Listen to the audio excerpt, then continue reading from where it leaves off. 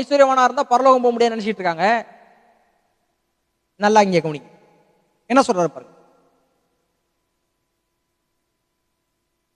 23. அப்பொழுது இயேசு தம்முடைய சீசர்களை நோக்கி, ஐஸ்வர்யவான்கள் அப்படின்னு போட்டிருக்கா, அதுதான் வாசிக்க.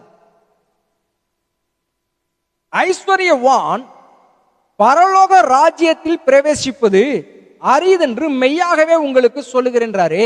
அவர் அவனை சொல்றாரு, உங்களை சொல்லல.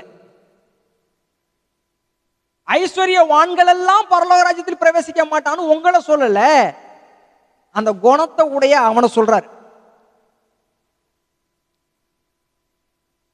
அந்த குணத்தை உடைய அவனை சொல்றாரு.